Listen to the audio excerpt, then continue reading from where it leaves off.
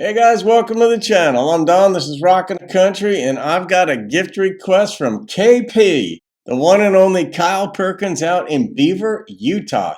In fact, I would have had my Utah mug up here. I was looking for it, but I realized it's in the sink upstairs because I drank my coffee out of it this morning. I love that thing. So thank you for that, Kyle, and thank you for this gift for me to do T.G. Sheppard's One Owner Heart.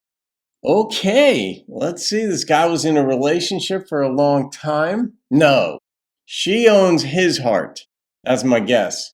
Could be anything, though. It's been a while since I've done a TG song, so let's find out what he's got. You gonna get me thinking on this one, Kyle? Is that what's gonna happen? I like thinking. I do. It's kind of fun. All right, I like feeling too, so here we go.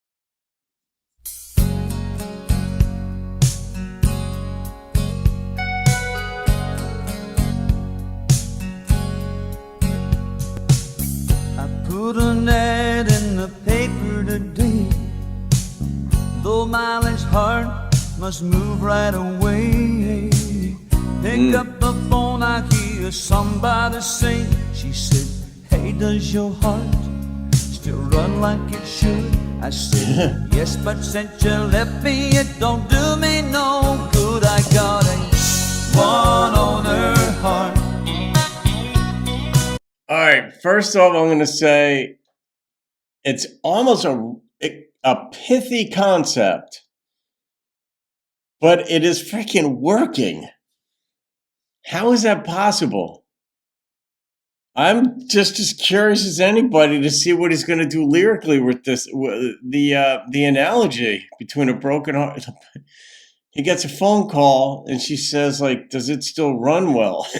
Like, oh my God, that's way too real.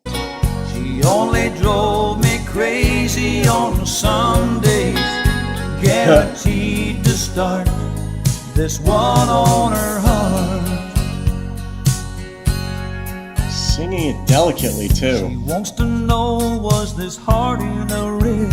Are there bad breaks? Was there owner neglect?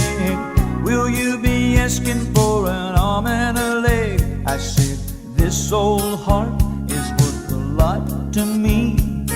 Treat me right and I can let you have it for free. It's a one on her heart. Nice. She only drove me crazy on Sundays, guaranteed to start. I think the person on the other end of the phone is the woman he had been with. The one on her heart.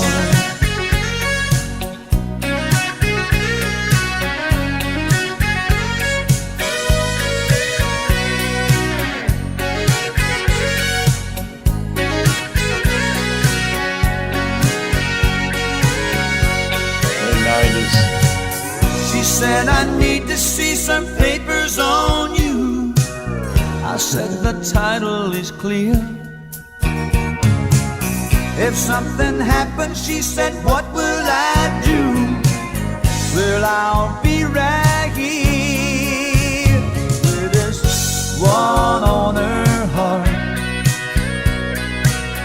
She only drove me crazy on Sunday, guaranteed to start. It's a one on her heart. With my one on her heart, she only drove me crazy on some days, guaranteed to start. This one on her. I wonder what that would have sounded like if it had fiddle and steel in it. They went for harder guitar, not hard, but harder guitar. But I wonder if you just look at the lyrics, you'd be like, all right, that's pretty good. In fact, the lyrics were the strength of this song. Also, the way he sang it. I didn't care much for the instrumentation in it. But then again, I suppose this sounds like the 90s. Am I right on that, Kyle?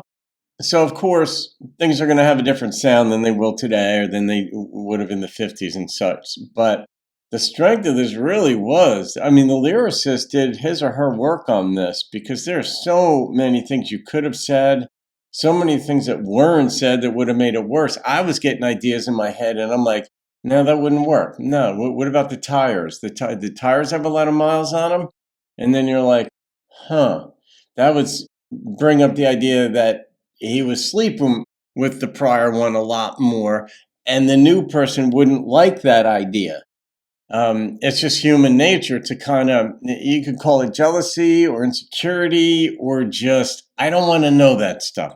So many different things, like, the exhaust pipe, and other images come up. So writing a song like this would have probably been pretty funny on occasion. Like if you had an alternate version of the song, but in the serious song for the album, they made the lyrics really worked. I love the idea of it. I love these new concepts. I hadn't even thought about this one.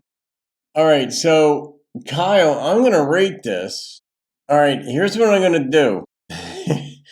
it There's a split rating that came into my head because this song, the difference between the instrumentation and the lyricism was so stark that there was two numbers that popped into my head, and the lyricism was a 9.4, and the instrumentation was an 8.0. But I'm not going to give them equal weight on this one. I'm going to come in with a 9.0, but just because I weight the lyrics way more in this, and generally I do weight the lyrics way more than I do the instrumentation, though the instrumentation's important. This really didn't add much to it, the instrumentation. It didn't derogate or detract from it, but I would have loved to have seen the Pina Colada song type ending where the woman on the other end of the phone turns out to be the woman he had been with. So it just shows that, oh, this is really coming from her perspective. She's still interested in him and they're going to get back together.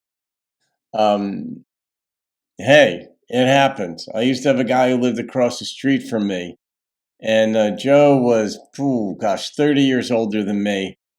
And his son was like my age, right? And then one day his son shows up and I'm talking with him. It sounds like a heavy metal banging rocker dude, but a really nice guy. And he's like, I need a frickin' therapist. We're talking in the middle of the street there. It's a quiet street. He's like, I need a frickin' therapist. He says, my parents have been divorced for 40 years and they're getting back together now. And I'm like, oh, dude. I felt bad for him. He's wearing his black biker leather jacket and all the, the vest. And I'm like, oh man, I'm so sorry, dude.